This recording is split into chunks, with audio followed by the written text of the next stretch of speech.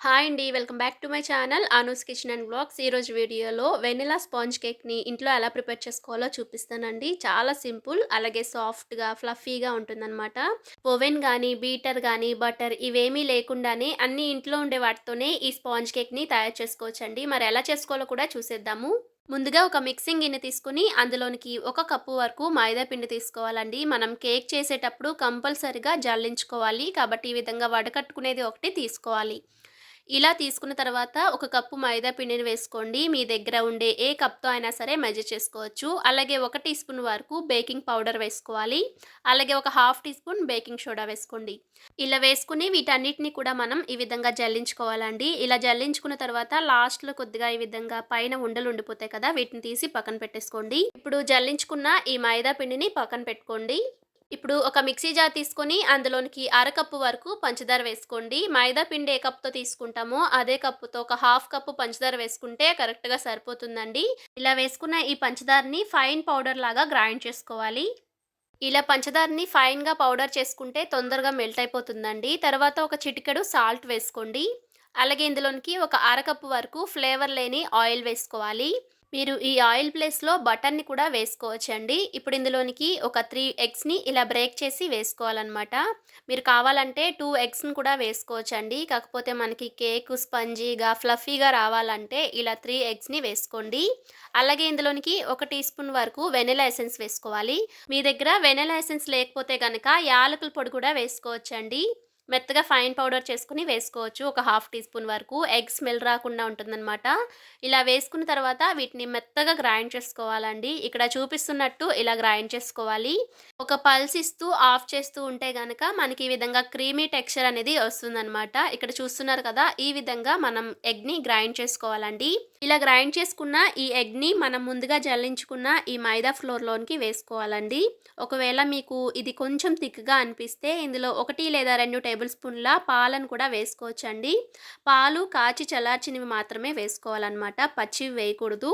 ఇప్పుడు వీటన్నిటిని కూడా ఇలా విస్కర్‌తో గానీ, లేదా స్పాచులర్‌తో గానీ బాగా మిక్స్ చేసుకోవాలి. విస్కర్‌తో అయితే ఈ విధంగా మనం మిక్స్ చేసుకోవచ్చండి. కాకపోతే స్పాచులర్‌తో మిక్స్ చేయాలంటే కట్ అండ్ ఫోల్డ్ మెథడ్‌లో మనం ఈ విధంగా బాగా మిక్స్ చేసుకోవాలనమాట. అలా అయితేనే మనకి కేక్ అనేది స్పంజీగా వస్తుందండి. ఒకవేళ ఈ కన్సిస్టెన్సీ మీకు గట్టిగా అనిపిస్తే కొంచెం ఆయిల్‌ని కానీ, లేదంటే పాలను కానీ వేసి యాడ్ చేసుకోవచ్చనమాట. అంతా కూడా బాగా మిక్స్ చేసుకున్న తర్వాత కన్సిస్టెన్సీ ఈ విధంగా ఉండాలండి. ఇక్కడ చూపిస్తున్నట్టు ఈ విధంగా రిబ్బన్ కన్సిస్టెన్సీ రావాలండి. ఈ విధంగా కొద్దిగా గట్టిగా కాకుండా, లూజ్‌గా కాకుండా ఉండాలండి. ఇలా కలుపుకున్న తర్వాత ఇప్పుడు ఈ బ్యాటర్‌ని పక్కన పెట్టుకోండి. ఇప్పుడు ఒక ఇలాంటి అల్యూమినియం గిన్నెను గానీ, లేదంటే ఒక స్టీల్ గిన్నెను గానీ తీసుకోవచ్చు. లేదు మీ దగ్గర కేక్ మౌల్డ్ ఉంటే దాన్ని కూడా యూజ్ చేసుకోవచ్చండి. ముందుగా కొద్దిగా ఆయిల్‌ని గ్రీస్ చేసుకోవాలి. లేదు మీ దగ్గర బటర్ పేపర్ ఉన్నా కూడా వేసుకోవచ్చు. ఇలా ఆయిల్ గ్రీస్ చేసిన తర్వాత కొద్దిగా పొడిపిండిని వేసుకొని మనకి ఈ గిన్నెంతా కూడా స్ప్రెడ్ చేసుకోవాలండి. ఇలా స్ప్రెడ్ చేసుకొని ఎక్స్ట్రా ఉండే పిండిని తీసి పక్కన పెట్టేసుకోండి. ఇప్పుడు ఈ అల్యూమినియం గిన్నెలోనికి మనం ముందుగా రెడీ చేసుకున్న కేక్ బ్యాటర్‌ని వేసుకోవాలనమాట. ఇలా కేక్ బ్యాటర్ వేసేసుకున్న తర్వాత ఒక 2, 3 సార్లు ట్యాప్ చేయండి. మనకి మధ్యలో ఎయిర్ బబుల్స్ ఏమైనా ఉంటే పోతాయన్నమాట. ఇప్పుడు మనం కేక్‌ని బేక్ చేసుకుందాము. ఇప్పుడు స్టవ్ ఆన్ చేసుకొని ఒక మందంగా వెడల్పుగా ఉండే ఒక గిన్నెను గానీ, కడాయి గానీ పెట్టుకోండి. ఇప్పుడు దీనిపైన ఇలా ఒక స్టాండ్‌ని గానీ, లేదంటే గిన్నెని గానీ పెట్టుకోవచ్చనమాట. మనం ఓవెన్‌లో చేయట్లేదు కాబట్టి ఇలా ముందుగానే ప్రీ హీట్ చేసుకోవాలండి.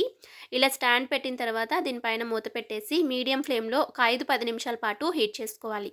ఒక 10 నిమిషాల తర్వాత మనకి బాగా హీట్ అయిపోతుందండి. ఇప్పుడు దీన్ని మూత తీసేసి మనం ముందుగా పెట్టుకున్న స్టాండ్ పైన మనం రెడీ చేసుకున్న ఈ కేక్ గిన్నెని పెట్టుకోవాలండి. ఇలా సెంటర్‌లో ఈ గిన్నె పెట్టిన తర్వాత దీనిపైన మూత పెట్టేసి కేక్‌ని బేక్ చేసుకోవాలి. కరెక్ట్‌గా కేక్ అవ్వడానికి మనకి 40-45 మినిట్స్ అయితే టైం పడుతుందండి. కరెక్ట్‌గా మీడియం ఫ్లేమ్‌లో అయితే 20 మినిట్స్ పాటు బేక్ చేసుకోవాలి. అలాగే లో ఫ్లేమ్‌లో ఇంకొక 25 మినిట్స్ పాటు బేక్ చేసుకున్నామంటే కరెక్ట్‌గా కేక్ అయితే రెడీ అవుతుందండి. ఈ కేక్ తొందరగా అయిపోతుంది కదా అని హై ఫ్లేమ్‌లో పెట్టామంటే కేక్ అడుగున అంటుపోతుందండి. అలాగే కేక్ కూడా పొంగకుండా వస్తుందనమాట. నేను లో ఫ్లేమ్‌లో నిదానంగా బేక్ చేశానండి. కాబట్టి నాకైతే కేక్ చక్కగా పొంగిందనమాట. చూసారు కదా! ఒక 45 మినిట్స్ తర్వాత ఒక టూత్ పిక్‌తో గానీ, లేదంటే ఇలా నైఫ్ తీసుకొని ఇలా గుచ్చినట్లయితే చాక్‌కి ఏం అంటకుండా ఉందంటే గనక మనకి కేక్ అనేది పర్ఫెక్ట్‌గా కుక్ అయినట్టు. ఒకవేళ తడిదనంగా ఏవైనా పిండిగా అంటుకున్నట్లయితే మరొక 10 నిమిషాల పాటు బేక్ చేసుకుంటే సరిపోతుందండి. ఇప్పుడు స్టవ్ ఆఫ్ చేసుకొని ఈ కేక్ గిన్నెని పక్కన పెట్టుకొని కంప్లీట్‌గా చల్లారనివ్వాలి.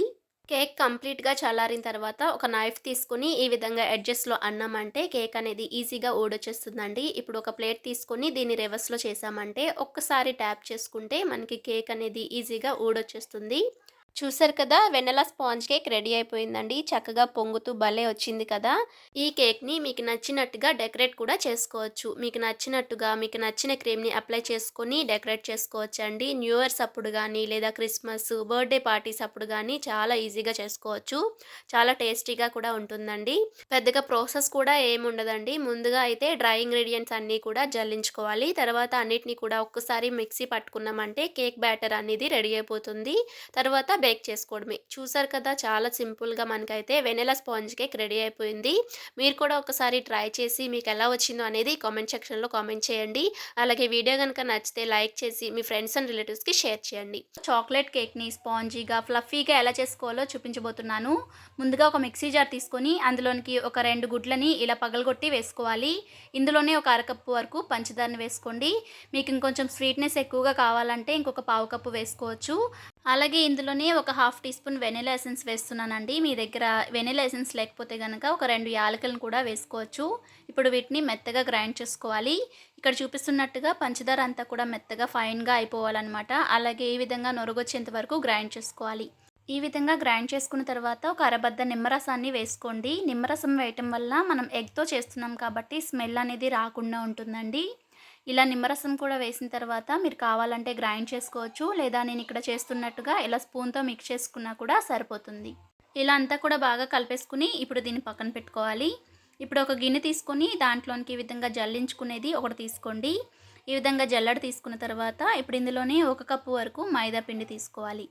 ఇలా తీసుకున్న తర్వాత ఇందులోనే 1.5 టీ స్పూన్ల వరకు కోకో పౌడర్ తీసుకుంటున్నానండి. ఈ కోకో పౌడర్ మనకి షాప్స్‌లో దొరుకుతూ ఉంటుంది. అలాగే 1 టీ స్పూన్ వరకు బేకింగ్ పౌడర్, ఒక హాఫ్ టీ స్పూన్ వరకు బేకింగ్ సోడా వేసుకోవాలి. అలాగే ఇందులోనే ఒక చిటికెడు సాల్ట్ వేసుకోండి. ఇలా సాల్ట్ వేయటం వలన తినేటప్పుడు ఎగటగా లేకుండా టేస్ట్ అనేది బావుంటుంది. ఇలా వేసుకుని ఇప్పుడు వీటన్నిటిని కూడా ఈ విధంగా జల్లించుకోవాలి. కేక్ అనేది ఈ విధంగా జల్లించటం వలన టేస్ట్ అనేది బావుంటుంది. అలాగే పర్ఫెక్ట్‌గా కూడా కుదురుతుందనమాట. ఇలా జల్లించుకుని ఒకసారి అంతా బాగా కలుపుకోవాలి. ఇప్పుడు ఇందులోనికి ముందుగా గ్రైండ్ చేసుకున్న ఎగ్ బ్యాటర్‌ని కూడా వేసుకోవాలండి. ఇలా వేసిన తర్వాత ఇందులోనే ఒక అరకప్పు వరకు పాలను వేసుకోవాలి. మీరు మరగబెట్టిన పాలైనా వేసుకోవచ్చు, లేదా పచ్చి పాలైనా వేసుకోవచ్చు. నేను ఇక్కడ పచ్చి పాలు వేస్తున్నానండి. ఇలా పాలు కూడా వేశాక ఒకసారి బాగా కలుపుకోవాలి ఉండలేమీ లేకుండా. ఇక్కడ చూపిస్తున్నట్టుగా ఈ విధంగా కలుపుకుంటే చక్కగా సరిపోతుందనమాట. మరీ లూజ్‌గా ఉండకూడదు. ఇప్పుడు ఒక కేక్ టీని తీసుకొని అందులోనికి కొద్దిగా నెయ్యి వేసుకొని అప్లై చేసుకోండి. నెయ్యి వేసుకోవచ్చు లేదా నూనె వేసుకున్నా కూడా బాగానే ఉంటుందండి. ఇప్పుడు నెయ్యంతా కూడా ఈ కేక్ టిన్‌కి అప్లై చేసుకోవాలి. ఇలా నెయ్యంతా కూడా అప్లై చేశాక కొంచెం గోధుమ పిండిని గానీ, లేదంటే మైదా పిండిని గానీ వేసుకొని ఇదంతా కూడా స్ప్రెడ్ చేసుకోవాలి. ఇలా కేక్ టిన్‌కి మొత్తానికి కూడా స్ప్రెడ్ చేసిన తర్వాత ఎక్స్ట్రా పిండేమైనా ఉంటే పక్కకు తీసేయాలండి. ఇప్పుడు ఈ కేక్ టిన్‌లోనికి మనం ముందుగా రెడీ చేసుకున్న కేక్ బ్యాటర్ ఉంది కదా! ఈ బ్యాటర్‌ని ఇలా వేసుకోవాలి. మీకు ముందుగానే కలిపేటప్పుడు ఒకవేళ గట్టిగా అనిపిస్తే పాలను వేసుకోవచ్చండి. పాలను కానీ లేదంటే ఆయిల్‌ని కానీ వేసి కలుపుకోవచ్చు. ఇలా బ్యాటర్ మొత్తాన్ని వేసిన తర్వాత ఒక 2, 3 సార్లు ట్యాప్ చేసుకొని మీకు నచ్చిన డ్రై ఫ్రూట్స్‌ని వేసుకోవచ్చు. నేనిక్కడ కొన్ని జీడిపప్పు, బాదం పప్పు, అలాగే పిస్తా పప్పుని ఈ విధంగా సన్నగా తరిగి వేసుకుంటున్నానండి. ఇది ఆప్షనల్, వేసుకోకపోయినా కూడా పర్వాలేదు. ఇప్పుడు స్టవ్ మీద ఒక కడాయి పెట్టుకొని ముందుగానే మూత పెట్టేసి ప్రీహీట్ చేసుకోవాలి. ఇప్పుడు దీనిపైన మనం రెడీ చేసుకున్న కేక్ టిన్ని పెట్టేసి మూత పెట్టేసి మీడియం ఫ్లేమ్‌లో గానీ, లో ఫ్లేమ్‌లో గానీ 20 నుండి 25 నిమిషాల పాటు బేక్ చేసుకోవాలి. నేనిక్కడ 25 నిమిషాల తర్వాత చూపిస్తున్నానండి. చక్కగా పొంగుతూ వచ్చింది కదా! ఇప్పుడు ఒక నైఫ్ తీసుకొని ఇలా గుచ్చినట్లయితే చాక్‌కి ఏమి అంటుకోకుండా తడిదనంగా లేకుండా వచ్చిందంటే మనకి కేక్ అనేది రెడీ అయిపోయినట్టు. ఒకవేళ పిండి పిండిగా ఏమైనా తగులుతూ ఉందంటే మరొక 10 నుండి 15 నిమిషాల పాటు బేక్ చేసుకుంటే సరిపోతుంది. నాకైతే చక్కగా బేక్ అయిపోయిందండి. ఇప్పుడు స్టవ్ ఆఫ్ చేసేసి కంప్లీట్‌గా చల్లారనివ్వాలి. కంప్లీట్‌గా చల్లారిపోయిన తర్వాత ఒక నైఫ్ తీసుకొని ఎడ్జెస్‌ని ఈ విధంగా అన్నామంటే మనకి ఈజీగా ఊడొచ్చేస్తుంది. ఇలా ఒక ప్లేట్‌లోనికి వేసి డీమౌల్డ్ చేసుకోవడమే. అంతేనండి, చాక్లెట్ కేక్ అయితే రెడీ అయిపోయింది. చూసారు కదా ఎంత స్పాంజీగా, ఫ్లఫీగా వచ్చిందో. టేస్ట్ కూడా చాలా చాలా బావుందండి. మీరు కూడా ఒకసారి ఈ చాక్లెట్ కేక్‌ని ఇంట్లో ఇలా తయారు చేశారంటే పిల్లలే కాదండి, పెద్దవాళ్ళు కూడా చాలా ఇష్టంగా తింటారు. హెల్తీగా అండ్ టేస్టీగా గోధుమ పిండి, బెల్లంతో కేక్‌ని ఎలా తయారు చేసుకోవాలో చూపిస్తున్నాను. ఇక్కడ చూస్తుంటేనే మీకు అర్థమైపోతుంది కదా! ఎంత స్పాంజీగా, ఫ్లఫీగా వచ్చిందో అనేది. టేస్ట్ కూడా చాలా బావుంటుందండి. గోధుమ పిండితో, బెల్లంతో చేస్తున్నాం కాబట్టి హెల్తీగా ఎవరైనా కూడా తినొచ్చనమాట. ఎగ్స్ వాడకుండా ఓవెన్ గానీ, బీటర్ గానీ, అలాగే మిక్సీ కూడా లేకుండా చాలా సింపుల్‌గా కేక్‌ని ప్రిపేర్ చేసుకోవచ్చు. మీరు కూడా చూసేయండి. ముందుగా అయితే స్టవ్ మీదలో ఒక పాన్ పెట్టుకొని, ఒక అరకప్పు వరకు బెల్లాన్ని వేసి, 2 టీ స్పూన్ల వరకు నీళ్ళని కూడా పోసి, బెల్లాన్ని కరిగించుకోవాలి లో ఫ్లేమ్‌లో పెట్టుకొని. ఇలా చిన్న చిన్న ముక్కలుంటే గనక ఇలా గరిటెతో మ్యాష్ చేసుకుంటే త్వరగా కరిగిపోతుంది. బెల్లం జస్ట్ కరిగిపోయిన తర్వాత ఈ విధంగా ఒక బౌల్‌లోనికి ఈ విధంగా వడకట్టుకొని తీసుకోవాలనమాట. ఏదైనా డస్ట్ పార్టికల్స్ ఉంటే గనక పోతుంది. ఇలా వడకట్టుకున్న తర్వాత కొద్దిగా చల్లారనివ్వాలి. కొద్దిగా చల్లారిన తర్వాత అరకప్పు వరకు ఫ్రెష్‌గా ఉండే పెరుగుని తీసుకోండి. అలాగే పావు కప్పు వరకు ఆయిల్ తీసుకోవాలి. ఇప్పుడు ఈ పెరుగు, ఆయిల్ అలాగే బెల్లం అంతా కూడా కలిసేటట్టు ఈ విధంగా బాగా మిక్స్ చేసుకోవాలి. మనకి పెరుగంతా కూడా ఈ విధంగా ముక్కలు లేకుండా అలాగే బెల్లం అంతా కూడా కరిగిపోయే వరకు కూడా కలుపుకోవాలి. ఇప్పుడు ఇందులోనికి ఒక స్ట్రైనర్ పెట్టుకొని, ఒక కప్పు వరకు గోధుమ పిండి, పావు కప్పు వరకు బొంబాయి రవ్వను వేసుకొని, ఒక టీ స్పూన్ వరకు బేకింగ్ పౌడర్, అర టీ స్పూన్ వరకు బేకింగ్ సోడా కూడా వేసేసి వీటన్నిటిని కూడా జల్లించుకోవాలి. మనకి ఈ విధంగా జల్లించుకున్న తర్వాత ఇప్పుడు ఇందులోనికి ఒక చిటికెడు వరకు సాల్ట్ వేసుకోండి. టేస్ట్ బావుంటుంది. అలాగే ఇందులో ఒక అర టీ స్పూన్ వరకు వెనిలా ఎసెన్స్ గానీ, లేకపోతే యాలకుల పొడి గానీ వేసుకోండి. ఆ క్లిప్ అయితే మిస్ అయింది. ఇలా అన్నీ కూడా మిక్స్ చేసుకున్న తర్వాత ఒక అరకప్పు పాలని కొద్దిగా యాడ్ చేసుకుంటూ ఇలా రిబ్బన్ కన్సిస్టెన్సీ వచ్చే వరకు కూడా మిక్స్ చేసుకోవాలి. మనకి బ్యాటర్ అయితే రెడీ అయిపోయింది. ఇప్పుడు ఇలా ఒక కేక్ టిన్ గానీ, లేకపోతే ఏదైనా బౌల్ గానీ తీసుకొని కొద్దిగా నెయ్యిని గానీ, నూనెని గానీ అప్లై చేసి అంతా కూడా అప్లై చేసుకున్న తర్వాత కొద్దిగా గోధుమ పిండిని, పొడి పిండిని ఇలా వేసి అంతా కూడా స్ప్రెడ్ చేసుకోవాలి. ఇప్పుడు ఇందులోనికి రెడీ చేసుకున్న కేక్ బ్యాటర్‌ని వేసేసుకోండి.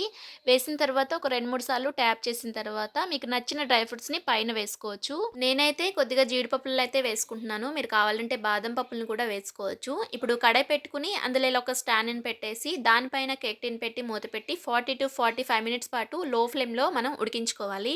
45 మినిట్స్ తర్వాత మూత తీసి చూస్తే గనుక మనకి కేక్ అయితే ఉడికిపోతుంది.